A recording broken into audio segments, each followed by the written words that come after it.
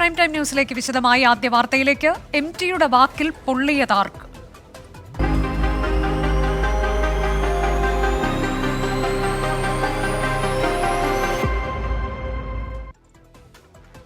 KLF വേദിയിൽ മുഖ്യമന്ത്രിയെ ഇരുത്തി MT വാസുദേവൻ നായർ നടത്തിയ പരാമർശത്തിൽ പുതുമയില്ലെന്ന വിലയിരുത്തലിൽ CPIM. വിവാദത്തിൽ കക്ഷി ചേരേണ്ട കാര്യമില്ലെന്നും സംസ്ഥാന സെക്രട്ടേറിയറ്റ് വിലയിരുത്തി. വിവാദത്തിൽ CPIMനെ പ്രതിരോധത്തിലാക്കി പ്രതിപക്ഷ നേതാക്കളും പ്രതികരണവുമായി രംഗത്തെത്തി. പുതുമയില്ലാത്ത MT വാസുദേവൻ നായരുടെ പരാമർശത്തിൽ കക്ഷി ചേരേണ്ട കാര്യമില്ലെന്നാണ് CPIM സംസ്ഥാന സെക്രട്ടേറിയറ്റിന്റെ വിലയിരുത്തൽ. ഇതേ കാര്യം മുൻപും MT എഴുതിയിട്ടുണ്ട്. EMSനെ അനുസ്മരിച്ച് വർഷങ്ങൾക്ക് മുൻപെഴുതിയ ലേഖനമാണ്. ഉള്ളടക്കത്തിലുള്ളത് ചെറിയ വ്യത്യാസം മാത്രം. ലോക്സഭാ തെരഞ്ഞെടുപ്പിന്റെ അടക്കം പശ്ചാത്തലത്തിൽ വിഷയം കൂടുതൽ ചർച്ചയാകുന്നത് ഗുണകരമാകില്ലെന്നും വിലയിരുത്തുന്നു. MTയുടെ വിമർശനം കേന്ദ്ര സർക്കാരിനെതിരെ ഉള്ളതാണെന്ന് പ്രതികരിച്ച് പ്രതിരോധം തീർക്കുകയാണ് ഇടതു നേതാക്കൾ. MT തന്നെ അത് സംബന്ധിച്ചുള്ള കാര്യം വ്യക്തമാക്കിയിട്ടുണ്ട്. അങ്ങനെ ഏതെങ്കിലും രാഷ്ട്രീയ നേതാക്കളെയോ രാഷ്ട്രീയ പാർട്ടികളെയോ അടിസ്ഥാനമാക്കിയല്ല ഞാൻ പറഞ്ഞിട്ടുള്ളത് എന്ന് അദ്ദേഹം തന്നെ വ്യക്തമാക്കി. അപ്പോൾ വളരെ ഫിലോസഫിക്കലായി അദ്ദേഹം പറഞ്ഞ ചില കാര്യങ്ങളെ കേരളത്തിലെ മാധ്യമങ്ങൾ തങ്ങളുടെ സങ്കുചിത രാഷ്ട്രീയ ലക്ഷ്യത്തിന് വേണ്ടിയിട്ട് വെട്ടിച്ചുരുക്കുകയും ദുരുപയോഗിക്കുകയുമാണ് ചെയ്തത്. വീണുകിട്ടിയ അവസരം CPIMനെതിരെയും സർക്കാരിനെതിരെയും ഉപയോഗിക്കുകയാണ് പ്രതിപക്ഷം. അധികാരം അഹങ്കാരത്തിലേക്കും ധാർഷ്ട്യത്തിലേക്കും എങ്ങനെ പോകുന്നു? പ്രതിഷേധങ്ങളെ ഭയപ്പെടുന്നു. ഇതൊക്കെ കണ്ട് MTയെ പോലുള്ള ഒരാൾ പ്രതികരിച്ചതിൽ വലിയ സന്തോഷമുണ്ട്. MTയുടെ വിമർശനം മുഖ്യമന്ത്രിയുടെ മുഖത്തേറ്റ പ്രഹരമാണെന്ന് BJP. വിവാദത്തിൽ MT വാസുദേവൻ നായർ ഇതുവരെയും നേരിട്ട് പ്രതികരിച്ചിട്ടില്ല. 24 തിരുവനന്തപുരം. MT വാസുദേവൻ നായരുടെ രാഷ്ട്രീയ വിമർശനം സാഹിത്യ സാംസ്കാരിക രംഗത്തും ചർച്ചയായി. വിമർശനം CPIMന് നേർക്ക് തന്നെയെന്ന് NS മാധവൻ പ്രതികരിച്ചു. കേന്ദ്ര സർക്കാരിനും ബാധകമെന്ന് K സച്ചിദാനന്ദൻ പറഞ്ഞു. ആർക്കെങ്കിലും ആത്മവിമർശനത്തിന് വഴിയൊരുക്കിയാൽ നല്ലത് എന്നാണ് പരിപാടിക്ക് ശേഷം MT പറഞ്ഞതെന്ന് എഴുത്തുകാരൻ NE സുധീർ വ്യക്തമാക്കി. MT വാസുദേവൻ നായരുടെ വിമർശനം ഏതെങ്കിലും വ്യക്തിയിലേക്ക് ചുരുക്കരുതെന്നും മുഴുവൻ അധികാര കേന്ദ്രങ്ങൾക്കും ബാധകമാണെന്നുമാണ് സാഹിത്യ ലോകത്ത് പലരുടെയും പ്രതികരണം. അതേസമയം CPIMന് MT ഒരുക്കിയത് ആത്മപരിശോധന നടത്താനുള്ള അവസരമാണെന്ന് NS മാധവൻ പറഞ്ഞു. ഇടതുപക്ഷത്തെ മാത്രം ഈ കാര്യങ്ങൾ ഓർമ്മിപ്പിച്ചത് ഇടതുപക്ഷം ആത്മപരിശോധന ചെയ്യാൻ പ്രേരിപ്പിക്കും എന്നാണ് എനിക്ക് തോന്നുന്നത്. MT പറയുന്നുണ്ട്, ഞാൻ പറഞ്ഞ യാഥാർത്ഥ്യങ്ങളാണ്, അത് ആത്മപരിശോധന ചെയ്യണമെന്ന്. മുഖ്യമന്ത്രിയുടെ സാന്നിധ്യം വേദിയിലുണ്ടായിരുന്നതുകൊണ്ട് വിമർശനം കേരളത്തിലെ സാഹചര്യത്തെക്കുറിച്ച് മാത്രമാണെന്ന് പറയാനാകില്ലെന്ന് കവി K സച്ചിദാനന്ദൻ. മുഖ്യമന്ത്രിയുടെ ഒരു ഭൗതിക സാന്നിധ്യം കൊണ്ട് മാത്രം അത് അദ്ദേഹത്തെ ഉദ്ദേശിച്ചാണെന്നുള്ള വ്യാഖ്യാനം അതൊരു വ്യാഖ്യാനമാണ്. പലതരത്തിൽ നിങ്ങൾ വ്യാഖ്യാനിക്കാം. അതൊരു സാധ്യമായ ഒരു വ്യാഖ്യാനമാണ്, അല്ലെന്ന് ഞാൻ പറയുന്നില്ല. പക്ഷെ അത് ആ രീതിയിൽ മാത്രമാണ് വ്യാഖ്യാനിക്കേണ്ടത്. അതിനെ ഇന്നത്തെ ദേശീയ സന്ദർഭത്തിൽ കാണേണ്ടതില്ലേ? വ്യക്തിപൂജ മോശമാണെന്ന കാര്യം ശിശുക്കൾക്ക് പോലും അറിയാമെന്ന് സക്കറിയ. പ്രസംഗം ജനപ്രതിനിധികൾ സ്വയം വിലയിരുത്തണമെന്ന ആഹ്വാനമാണെന്ന് സാറ ജോസഫ്. അതല്ലെന്ന് ശിശുക്കൾക്ക് പോലും അറിഞ്ഞുകൂടെ? കേരളത്തിൽ ജീവിച്ചിരിക്കുന്ന ഏത് പൗരനും ആരെയും എന്തിനേയും വിമർശിക്കാനുള്ള അധികാരമുണ്ട്. MTയുടെ പ്രസംഗത്തെ പ്രത്യേകിച്ച് ഈ സന്ദർഭത്തിൽ സംസ്ഥാനങ്ങളും അതുപോലെ തന്നെ കേന്ദ്ര ഭരണകൂടവും എന്ത് രീതിയിലുള്ള അധികാര പ്രയോഗമാണോ നടത്തിക്കൊണ്ടിരിക്കുന്നത് ഈ സന്ദർഭത്തിൽ വളരെ ഗൗരവത്തോടുകൂടി ചർച്ച ചെയ്യേണ്ട ഒരു കാര്യമാണ്. MT പറഞ്ഞത് കേരളത്തെയും മുന്നിൽ കണ്ടു തന്നെയാണെന്ന് എഴുത്തുകാരൻ NE സുധീർ വ്യക്തമാക്കി. അദ്ദേഹം പറഞ്ഞതൊരു പ്രത്യേക രാഷ്ട്രീയ പ്രക്രിയയെക്കുറിച്ചാണ്. ആ പ്രക്രിയയോട് ചേർന്ന് നിൽക്കുന്നവർക്കത് അവരവരെന്താണ് തോന്നുകയോ അല്ലെങ്കിൽ ജനങ്ങൾക്ക് ആ ഭരണാധികാരികളെയൊക്കെ നോക്കുമ്പോൾ അത് ഇത് MT ഇവർക്കെതിരെയാണല്ലോ പറഞ്ഞു തോന്നുന്നുണ്ടെങ്കിൽ അത് തീർച്ചയായും അവരെല്ലാം അന്വേഷിക്കേണ്ട ഒരു കാര്യമാണ്. MT ഇന്നും അധികാരത്തിന്റെ മുഖത്ത് ധീരമായി തുപ്പിക്കൊണ്ടിരിക്കുന്നുവെന്ന് നടൻ ഹരീഷ് പെരടിയും പല്ലുള്ള രാഷ്ട്രീയ വിമർശനമെന്ന മാർ ഗീവർഗീസ് കൂറിലോസും ഫേസ്ബുക്കിൽ കുറിച്ചു. 24 കോഴിക്കോട്. അടുത്ത വാർത്തയിലേക്ക്. തെളിവില്ലാതെ പോലീസ്.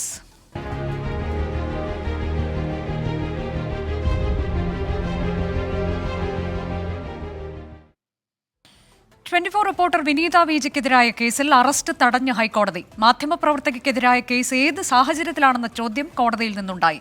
വിശദീകരണം നൽകാൻ സമയം വേണമെന്ന് സർക്കാർ അറിയിച്ചതോടെ കേസ് ഈ മാസം 22 മാറ്റി. ഹൈക്കോടതിയിലെ മുതിർന്ന അഭിഭാഷകനായ S രാജീവാണ് വിനീത വിജിക്കായി ഹാജരായത്. നവകേരള ബസ്സിന് നേരെയുണ്ടായ ഷൂവേർ പ്രതിഷേധം റിപ്പോർട്ട് ചെയ്തതിന്റെ പേരിലാണ് വിനീതയ്ക്കെതിരെ കേസെടുത്തത്. ജസ്റ്റിസ് ബെച്ചു കുര്യൻ തോമസിന്റെ സിംഗിൾ ബെഞ്ചാണ് കേസ് പരിഗണിച്ചത്. വിനീതയ്ക്കെതിരെ കേസെടുത്ത് 20 ദിവസം പിന്നിട്ടിട്ടും തെളിവുകൾ ഹാജരാക്കാൻ സാധിക്കാത്ത പോലീസ് നിലപാടറിയിക്കാൻ ഇന്ന് കൂടുതൽ സമയം ആവശ്യപ്പെട്ടു. ഇതിനിടെ മാധ്യമപ്രവർത്തകയ്ക്കെതിരായ കേസ് ഏത് സാഹചര്യത്തിലാണെന്ന ചോദ്യം കോടതിയിൽ നിന്നുണ്ടായി. പിന്നാലെ വിനീത വിജിക്കെതിരായ അറസ്റ്റ് തടഞ്ഞ ഹൈക്കോടതി കേസ് ഈ മാസം 22-ന് വീണ്ടും പരിഗണിക്കാനായി മാറ്റി. നേരത്തെ മുഖ്യമന്ത്രിയും മന്ത്രിമാരും സഞ്ചരിച്ച ബസ്സിന് നേരെ പെരുമ്പാവൂരിൽ വെച്ച് KSU പ്രവർത്തകർ ഷൂ എറിഞ്ഞത് റിപ്പോർട്ട് ചെയ്തതിന്റെ പേരിലാണ് വിനീത വിജിക്കെതിരെ ഗൂഢാലോചന കുറ്റം ചുമത്തി കേസെടുത്തത്. ക്രിമിനൽ ഗൂഢാലോചന, വധശ്രമം ഉൾപ്പെടെയുള്ള വകുപ്പുകൾ ചുമത്തി 5-ാം പ്രതിയാക്കിയായിരുന്നു കേസ്. എസ് ശ്രീകാന്ത്, 24, കൊച്ചി. പോലീസിനെ സർക്കാർ ദുരുപയോഗം ചെയ്തതിന്റെ ഉദാഹരണമാണ് 24 റിപ്പോർട്ടർക്കെതിരെയുള്ള കേസെന്ന് ജസ്റ്റിസ് കെമാൽ പാഷ. വിമർശിക്കുന്നവരെ ഭയപ്പെടുത്തി അടിച്ചമർത്തേണ്ടെന്നും ഹൈക്കോടതി മുൻ ജഡ്ജി മുന്നറിയിപ്പ് നൽകി. ഭയപ്പെടുത്താനാണ്, ഭയപ്പെടുത്തുക. ഇത് ഭയപ്പെടുത്താൻ വേണ്ടിയാണ്, ആളുകളെ മടുപ്പിക്കും. പിന്നെ ഞങ്ങൾ എന്തിനാ ഇത് ഈ ശല്യത്തിന് വരുന്നത് എന്നുള്ളൊരു തോന്നലും ആളുകളിൽ ഉണ്ടാകും. അതിനുവേണ്ടി തന്നെ മനഃപൂർവ്വം ചെയ്യുന്ന കാര്യമാണ്. ഈ പോലീസിനെ ഉള്ള ആ ദുരുപയോഗം എന്ന് പറയുന്നത് വളരെ വലുതാണ്. ഈ നമുക്ക് ഏറ്റവും സങ്കടകരമായ ഒരു കാര്യം എന്ന് പറയുന്നത് ഈ കേരളത്തിലെ പോലീസ് നല്ല ഖ്യാതി ഉണ്ടായിരുന്ന പോലീസ് ആണ്. അവര് പലരും, അതായത് നല്ല ഭൂരിപക്ഷം ആളുകളും ഇവരുടെ കയ്യിലെ രാഷ്ട്രീയക്കാരുടെ കയ്യിലെ കളിപ്പാകളും പിണിയാളുകളുമായിട്ട് അവരെ മാറുകയാണ് എന്നുള്ളതാണ് ഏറ്റവും സങ്കടകരമായ കാര്യം. വിനീത വിജിക്കെതിരായ കേസിൽ സർക്കാർ തെറ്റ് തിരിച്ചറിഞ്ഞ് തിരുത്തണമെന്ന് KUWJ. മാധ്യമപ്രവർത്തകരെ പേടിപ്പിച്ച് പിന്തിരിപ്പിക്കാൻ ശ്രമിക്കേണ്ട എന്ന് KUWJ സംസ്ഥാന general secretary R. Kiran Babu പറഞ്ഞു. ഇപ്പോൾ കോടതി തന്നെ പത്രപ്രവർത്തക യൂണിയനും പൊതുസമൂഹവും ഉന്നയിച്ച ആവശ്യം ശരിയായതാണ്. ഇങ്ങനെ ഒരു കേസെടുക്കുന്നത് തെറ്റായ നീക്കമാണ്, അല്ലെങ്കിൽ അത് നിയമവ്യവസ്ഥയെ വളച്ചൊടിക്കലാണ് എന്നുള്ളത് കോടതി തന്നെ വ്യക്തമാക്കിയിരിക്കുകയാണ്. ഇനിയെങ്കിലും സർക്കാർ ആ തെറ്റ് തിരിച്ചറിഞ്ഞുകൊണ്ട് അത് തിരുത്തുകയാണ് വേണ്ടത്.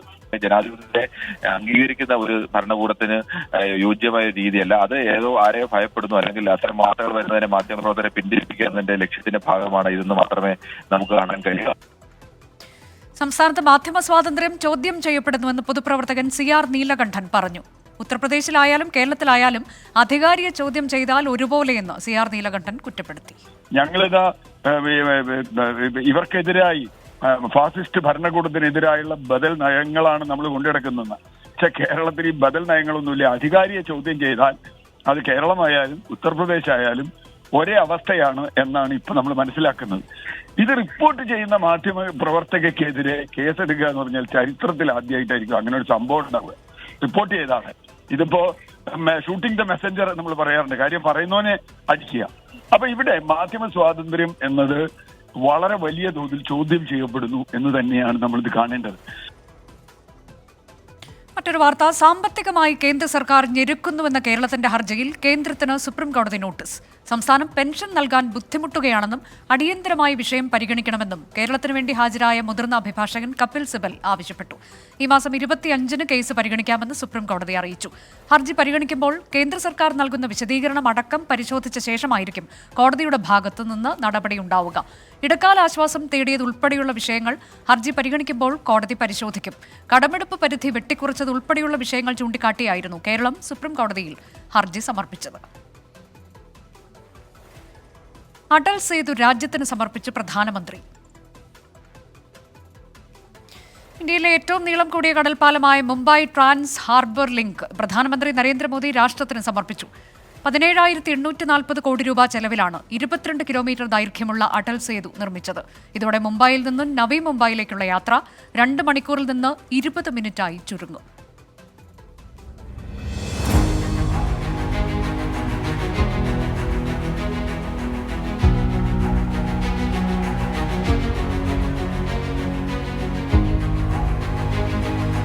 പതിറ്റാണ്ടുകളുടെ കാത്തിരിപ്പിനൊടുവിൽ അടൽ സേതു എന്ന എഞ്ചിനീയറിംഗ് വിസ്മയം യാഥാർത്ഥ്യമായി. മുംബൈയെയും നവി മുംബൈയെയും തമ്മിൽ ബന്ധിപ്പിക്കുന്ന അടൽ സേതു എന്ന മുംബൈ ട്രാൻസ് ഹാർബർ ലിങ്ക് പ്രധാനമന്ത്രി നരേന്ദ്രമോദി രാജ്യത്തിന് സമർപ്പിച്ചു. 22 കിലോമീറ്റർ നീളമുള്ള 6 വരി പാതയാണ് അടൽ സേതു. ഇതിൽ 16.5 കിലോമീറ്റർ കടലിന് മുകളിലൂടെയാണ് നിർമ്മിച്ചിരിക്കുന്നത്. സമുദ്രനിരപ്പിൽ നിന്നും 15 മീറ്റർ ഉയരത്തിൽ നിർമ്മിച്ചിരിക്കുന്ന പാലത്തിനടിയിലൂടെ കപ്പലുകൾക്ക് അനായാസം കടന്നുപോകാനാകും. AI ക്യാമറകൾ അടക്കമുള്ള സുരക്ഷാ സംവിധാനങ്ങളുള്ള പാലം പരിസ്ഥിതിക്ക് ആഘാതം തട്ടാത്ത രീതിയിൽ അത്യാധുനിക സാങ്കേതിക സംവിധാനങ്ങൾ ഉപയോഗിച്ചാണ് നിർമ്മിച്ചിരിക്കുന്നത്. കാറ്റിനെയും മിന്നലിനെയും പ്രതിരോധിക്കാൻ കഴിയുന്ന തരത്തിലാണ് നിർമ്മാണം. പ്രതിദിനം 75,000-ഓളം വാഹനങ്ങൾക്ക് മണിക്കൂറിൽ 100 കിലോമീറ്റർ വേഗതയിൽ കടന്നുപോകാൻ കഴിയും. ഓട്ടോറിക്ഷ, ട്രാക്ടർ, മോട്ടോർ ബൈക്കുകൾ എന്നിവയ്ക്ക് പാലത്തിൽ പ്രവേശനമില്ല. ഒരു വശത്തേക്ക് 250 രൂപയാണ് ടോൾ നിരക്ക്. പാലം നാളെ മുതൽ പൊതുജനങ്ങൾക്ക് പ്രവേശനത്തിനായി തുറക്കും. 24 ഡൽഹി. സംസ്ഥാനത്തിന്റെ അഭിമാന പദ്ധതിയായി പിണറായി സർക്കാർ ഉയർത്തിക്കാണിക്കുന്ന കെ ഫോൺ പദ്ധതിയിൽ CBI അന്വേഷണം ആവശ്യപ്പെട്ട് പ്രതിപക്ഷ നേതാവ് VD സതീശൻ ഹൈക്കോടതിയിൽ. പദ്ധതിയുടെ കരാർ നൽകിയതിലും ഉപകരാർ നൽകിയതിലും അഴിമതി നടന്നുവെന്നാണ് പ്രതിപക്ഷ നേതാവ് ഹർജിയിൽ ആരോപിക്കുന്നത്. സംസ്ഥാനത്തിന്റെ വികസനത്തിന് നാഴികക്കല്ലാകേണ്ട പദ്ധതി കൈമാറിയത് യോഗ്യതയില്ലാത്തവർക്കാണെന്നും പദ്ധതി നടപ്പാക്കുന്നതിൽ വലിയ കാലതാമസമുണ്ടായെന്നും ഹർജിയിൽ ചൂണ്ടിക്കാട്ടുന്നു. കഴിഞ്ഞ വർഷം ജൂൺ 5-നായിരുന്നു കെ ഫോൺ പദ്ധതിയുടെ ഉദ്ഘാടനം. 20 ലക്ഷം പേർക്കാണ് സൗജന്യ ഇന്റർനെറ്റ് കണക്ഷൻ ലക്ഷ്യമിട്ടത്. 14,000 പേരെ ആദ്യഘട്ടത്തിൽ തെരഞ്ഞെടുത്തു. ഉദ്ഘാടന സമയത്ത് 2105 വീടുകളിൽ കണക്ഷൻ എത്തിയെങ്കിൽ 7 മാസത്തിനുപുറം സൗജന്യ കണക്ഷൻ ഉപയോഗിക്കുന്നത് 3715 വീടുകളിൽ മാത്രമാണ്. തിരികെ പ്രൈം ടൈം ന്യൂസിലേക്ക്. പകലും രാവും പ്രതിഷേധം.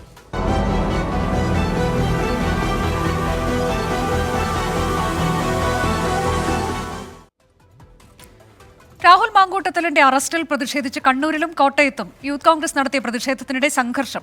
കണ്ണൂരിൽ സംഘർഷത്തിനിടെ നിലത്ത് വീണ പ്രവർത്തകയുടെ മുടിയിൽ പോലീസ് ചവിട്ടിപ്പിടിച്ചെന്നും വസ്ത്രം കീറിയെന്നും ആരോപണമുണ്ട്.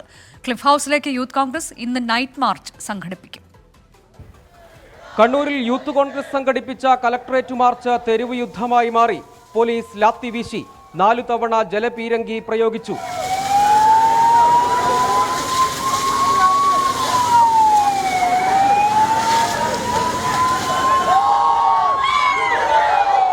പ്രവർത്തകരെ ബലം പ്രയോഗിച്ചു നീക്കാനുള്ള പോലീസ് ശ്രമത്തിനിടെ കയ്യാങ്കളി.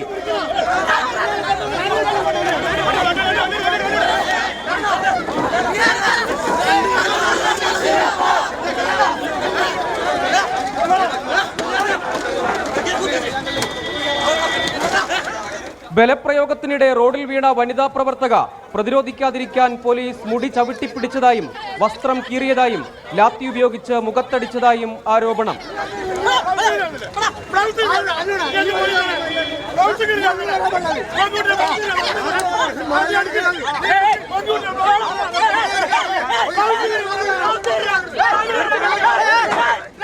കണ്ണിന് പരിക്കേറ്റ ഞങ്ങളുടെ സഹപ്രവർത്തകരെ രക്ഷിക്കുന്നതിന് വേണ്ടിയുള്ള ധീരമായ പ്രവർത്തനങ്ങൾക്കിടെയാണ് പോലീസ് ഈ നരാധമായ പ്രവർത്തനം ഞങ്ങളോട് കാണിച്ചത്. ഒരിക്കലും ഒരു പോലീസുകാർ ഇങ്ങനെ ചെയ്തത് ശരിക്കും പരമറിയ പിണറായിന്റെ പോലീസ് തന്നെയാണെന്ന് ഇവർ തെളിയിച്ചിരിക്കുകയാണ്.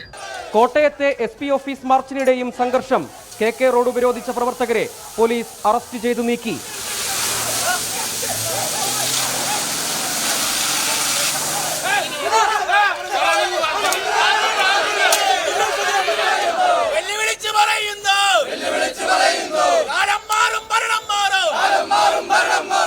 കോട്ടയം ബ്യൂറോയ്ക്കൊപ്പം 24 കണ്ണൂർ.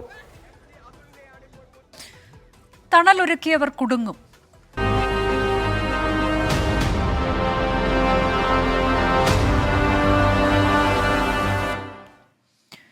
കൈവെട്ട് കേസിലെ മുഖ്യപ്രതി സവാദ് കണ്ണൂർ ജില്ലയിൽ മാത്രം ഒളിവിൽ കഴിഞ്ഞത് 8 വർഷം. വളപട്ടണം, ഇരിട്ടി, മട്ടന്നൂർ എന്നിവിടങ്ങളിൽ വാടക വീടുകൾ തരപ്പെടുത്താനും വിവാഹത്തിനും SDPI സഹായം ലഭിച്ചുവെന്ന് NIA വിശദീകരിക്കുന്നു.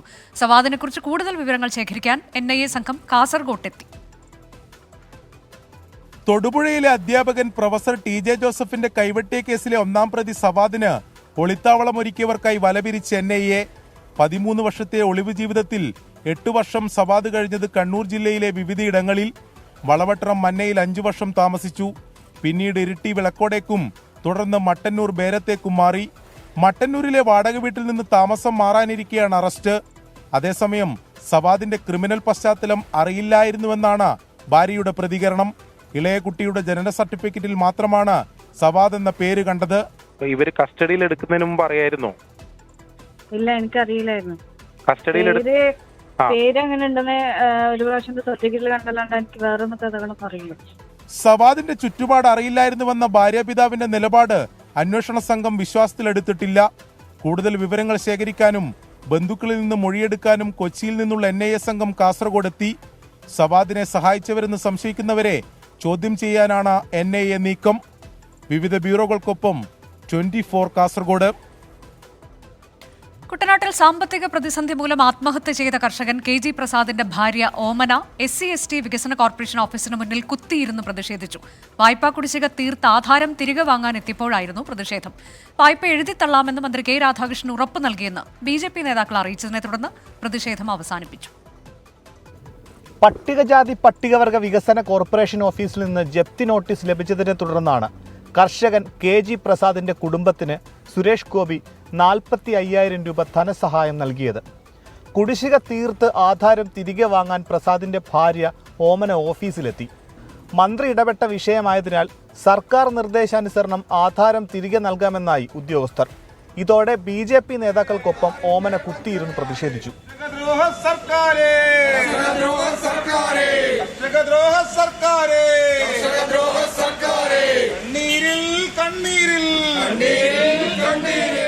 തുടർന്ന് സുരേഷ് ഗോപി മന്ത്രി K. രാധാകൃഷ്ണനുമായി സംസാരിച്ചു. വായ്പ എഴുതി തള്ളാമെന്ന് മന്ത്രി ഉറപ്പ് നൽകിയതായി BJP ജില്ലാ അധ്യക്ഷൻ MV ഗോപകുമാർ അറിയിച്ചു. ഈ അവസരത്തിൽ മന്ത്രി തന്ന ഉറപ്പിന്റെ അടിസ്ഥാനത്തിലാണ് ഞങ്ങൾ ഈ സമരം അവസാനിപ്പിക്കുന്നത്. തീർച്ചയായും അല്ലാത്ത പക്ഷം ഈ ഉറപ്പ് പാലിച്ചില്ല എങ്കിൽ വളരെ ശക്തമായ പ്രക്ഷോഭമായി ഞങ്ങൾ ജനങ്ങളെ സംഘടിപ്പിച്ചുകൊണ്ട് കർഷകരെ സംഘടിപ്പിച്ചുകൊണ്ട് ശക്തമായ പ്രക്ഷോഭമായി മുന്നോട്ട് പോകാനാണ് ഞങ്ങൾ തീരുമാനിച്ചിട്ടുള്ളത്. ഉടൻ തന്നെ വായ്പ എഴുതി തള്ളി ആധാരം തിരികെ നൽകിയില്ലെങ്കിൽ പ്രതിഷേധം തുടരുമെന്ന് BJP നേതാക്കൾ അറിയിച്ചു. 24 ആലപ്പുഴ. ഓർത്തഡോക്സ് സഭ അടിയന്തര സുന്നഹദോസ് കോട്ടയത്ത് ചേർന്നു. അടൂർ കണ്ടനാട് ഭദ്രാസനവുമായി ബന്ധപ്പെട്ട പരാതികളിൽ പരിഹാരമായി. അതേസമയം നിലയ്ക്കൽ ഭദ്രാസനവുമായി ബന്ധപ്പെട്ട പ്രശ്നങ്ങളിൽ തീരുമാനമായില്ല. സുന്നഹദോസിന് സമാന്തരമായി വിശ്വാസികളുടെ പ്രാർത്ഥനാ യജ്ഞവും സഭാസ്ഥാനത്ത് നടന്നു. നിലയ്ക്കൽ അടൂർ കണ്ടനാട് ഭദ്രാസനങ്ങളിൽ അടുത്തിടെയുണ്ടായ പ്രശ്നങ്ങൾക്ക് പരിഹാരം തേടിയാണ് അടിയന്തര സുന്നഹദോസ് ചേർന്നത്. എന്നാൽ അടൂർ കണ്ടനാട് ഭദ്രാസനത്തിന് കീഴിലെ കോളേജ് നിയമനവുമായി ബന്ധപ്പെട്ട പരാതികൾക്ക് മാത്രമാണ് പരിഹാരമുണ്ടായത്. വൈദികരുടെ രാഷ്ട്രീയ നിലപാടടക്കം ചർച്ചയായ നിലയ്ക്കൽ ഭദ്രാസനത്തിലെ പ്രശ്നങ്ങളിൽ അഭിപ്രായ ഐക്യം അകലെയാണ്. വിഷയം ചർച്ച ചെയ്തെങ്കിലും ഇതിന്റെ വിശദാംശങ്ങൾ പുറത്തു വന്നിട്ടില്ല. നിലയ്ക്കൽ ഭദ്രാസനവുമായി ബന്ധപ്പെട്ട വിവാദങ്ങളിൽ കത്തോലിക്ക ബാവ അന്വേഷണ കമ്മീഷനെ നിയമിച്ചിരുന്നു. കമ്മീഷന്റെ റിപ്പോർട്ട് കൂടി പരിഗണിച്ച ശേഷമാകും തുടർ നടപടി. അതേസമയം സുന്നഹദോസ് നടക്കുന്നതറിഞ്ഞ് ഒരു വിഭാഗം വിശ്വാസികൾ പ്രാർത്ഥനാ യജ്ഞവുമായി രംഗത്ത് വന്നു.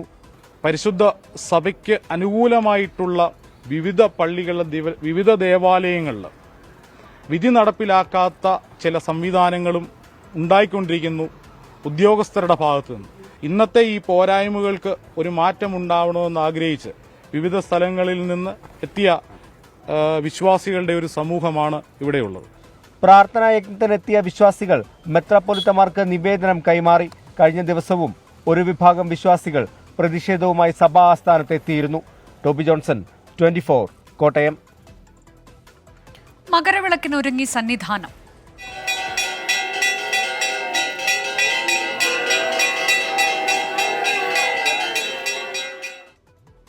ശരണമന്ത്രമുഖരിതമായി എരുമേലി. മകരവിളക്കിന് മുന്നോടിയായി എരുമേലി പേട്ടതുള്ളൽ നടന്നു. രാവിലെ അമ്പലപ്പുഴ സംഘത്തിന്റെ പേട്ടതുള്ളലാണ് നടന്നത്. ഉച്ചയ്ക്ക് ശേഷം ആലങ്ങാട് സംഘത്തിന്റെ പേട്ടതുള്ളലും ഭക്തിസാന്ദ്രമായി. ഐതിഹ്യ പെരുമഴയിൽ അമ്പലപ്പുഴ ആലങ്ങാട്ട് സംഘങ്ങൾ എരുമേലിയിൽ പേട്ടതുള്ളി. ഉച്ചയോടെ അമ്പലപ്പുഴ സംഘത്തിന്റെ പേട്ടതുള്ളലാണ് ആദ്യം നടന്നത്.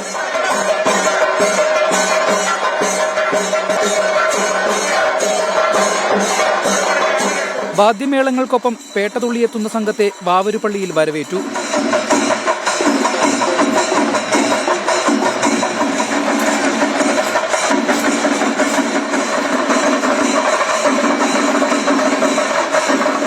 മൂന്ന് മണിയോടെ നടന്ന ആലങ്ങാട് സംഘത്തിന്റെ പേട്ടതുള്ളൽ കാണാൻ ആയിരങ്ങൾ ഒഴുകിയെത്തി. വാദ്യമേളവും പൂക്കാവടിയും പേട്ടതുള്ളലിന് മാറ്റുകൂട്ടി.